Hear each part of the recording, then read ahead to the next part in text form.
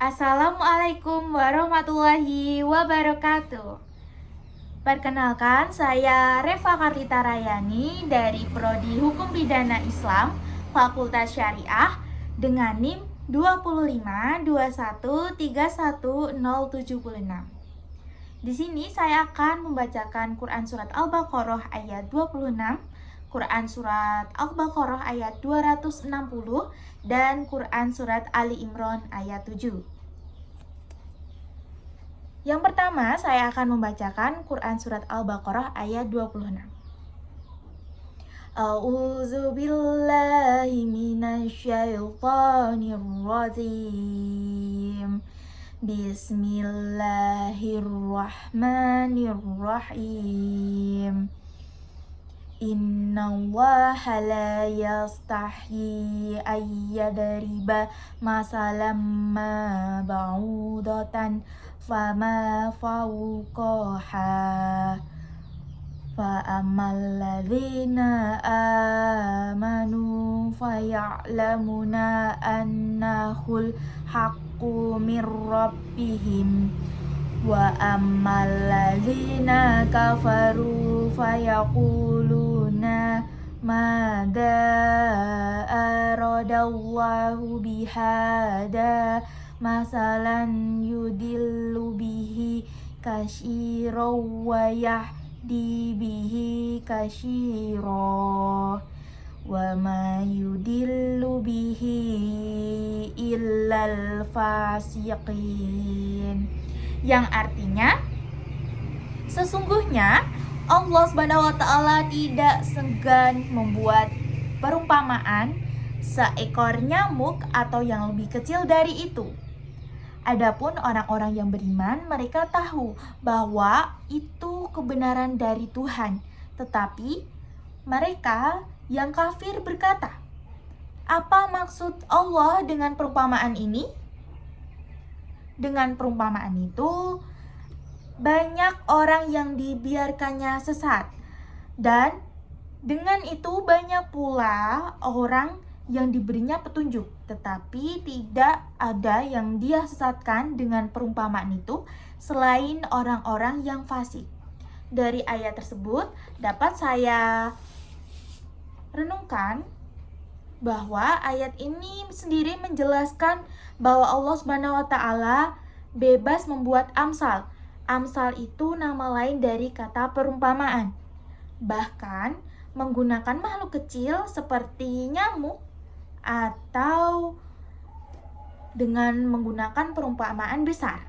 Dan tidak ada yang hina dalam ciptaan Allah Subhanahu wa taala, karena setiap makhluk ciptaan Allah Subhanahu wa taala itu memiliki makna dan hikmah tersendiri.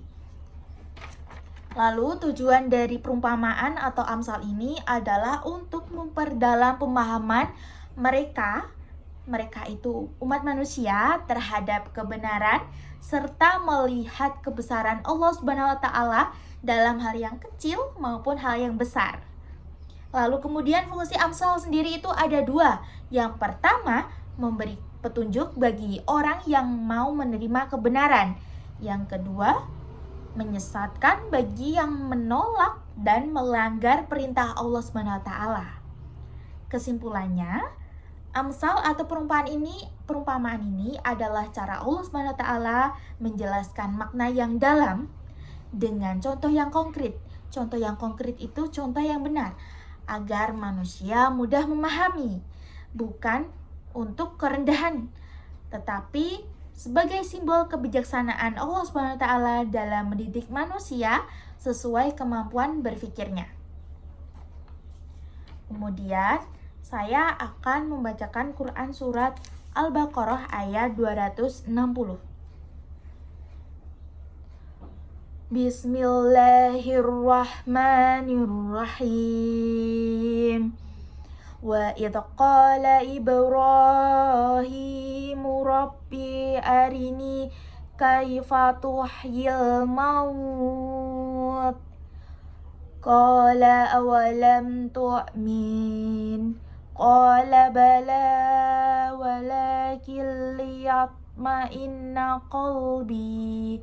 qala fakhud arba'atan minat tayri fasurhunna ilaika summa ja'al ala kulli jabalin minhunna juz'an summa da'uhunna ya'tinaka sa'ya wa'lam anallaha azizun hakim, yang artinya, dan ingatlah ketika Ibrahim berkata, "Ya Tuhanku, perlihatkanlah kepadaku bagaimana engkau menghidupkan orang mati."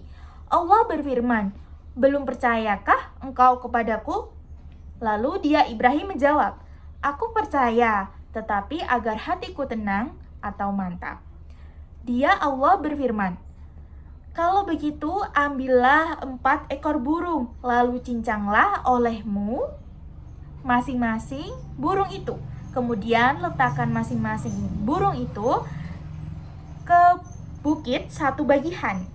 Kemudian panggillah mereka, niscaya mereka datang kepadamu dengan segera. Ketahuilah bahwa Allah Maha Perkasa lagi Maha Bijaksana." Dari Quran Surat Al-Baqarah ayat 260 tersebut dapat saya renungkan bahwa pernyataan Nabi Ibrahim itu bukan sebuah keraguan, tetapi beliau ingin sebuah keyakinan pada dirinya sendiri, yaitu keyakinan iman. Allah sendiri telah menunjukkan bukti nyata saat burung-burung keempat tadi mereka mati, lalu burung-burung itu hidup kembali dan segera mendatangi Nabi Ibrahim. Kemudian kehidupan dan kematian itu berada di tangan Allah Subhanahu wa taala, bukan karena fenomena atau lain sebagainya. Dapat saya simpulkan bahwa Nabi Ibrahim bukan meragukan Allah Subhanahu wa taala, tetapi ingin mencapai keyakinan tingkat tinggi melalui pembuktian langsung. Pembuktian tadi berupa hidup kembali burung-burung yang semula mati. Nah, lalu kisah ini mengajarkan bahwa Al-Quran menggunakan kisah bukan sekedar untuk diceritakan, tetapi untuk menguatkan akidah, menumbuhkan ilmu, dan mengembangkan logika keimanan.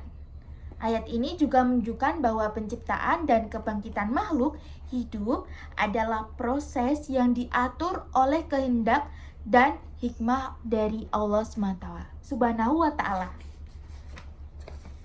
Kemudian saya akan membacakan Quran Surat Ali Imran ayat 7. Bismillahirrahmanirrahim. Huwallazi anzala alaikal kitaba minhu ayatum muhkamatun hunna ummul kitabi wa ukharu mutasyabihah fa ammal ladzina fi qulubihim zayghun fayattabi'una ma tasyabaha minhu al fitnati wa ta'wilih wa ma ya'lamu ta'wilahu illallah warrasikhuna fil ilmi yaquluna amanna bih kullum min indi rabbin wa ma yaddakaru illa ulul albab.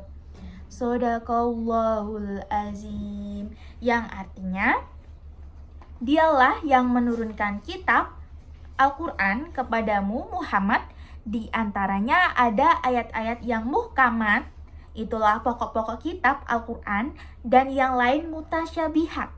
Adapun orang-orang yang dalam hatinya condong pada kesesatan, mereka mengikuti yang mutasyabihat untuk mencari fitnah dan untuk mencari-cari takwilnya, padahal tidak ada yang mengetahui takwilnya kecuali Allah Subhanahu wa taala.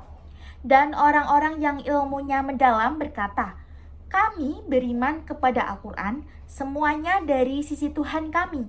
Tidak ada yang dapat mengambil pelajaran kecuali orang yang berakal. Nah, dari ayat ini dapat saya simpulkan bahwa di Al-Quran sendiri itu terdapat 2 ayat, yaitu muhkam, yang berarti ayatnya itu jelas, tegas, dan tidak mengandung kesamaran.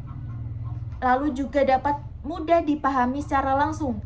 Yang kedua ada mutasyabih, ayat yang berarti samar maknanya atau memiliki lebih dari satu kemungkinan tafsir dan tidak bisa dipahami secara pasti kecuali Allah Subhanahu wa taala atau ahli tafsir yang mendalam ilmunya. Nah, dari kesimpulan ini, Quran surat Ali Imran ayat 7 itu menjelaskan di dalam Al-Quran itu terdapat 2 ayat, yaitu muhkam yang berarti jelas dan mutasyabih yang berarti samar. Lalu tujuannya agar manusia beriman sepenuhnya kepada wahyu, menggunakan akalnya dengan bijak dan tidak menyelewengkan atau menyalahgunakan makna ayat untuk kepentingan pribadi di dunia ini. Dan inilah bentuk keseimbangan antara ilmu, iman, dan akhlak dalam memahami kitab Allah. Sekian yang dapat saya simpulkan mengenai Quran Surat Al-Baqarah dan Ali Imran. Apabila ada kurang dan lebihnya, saya mohon maaf. Terima kasih. Wassalamualaikum warahmatullahi wabarakatuh.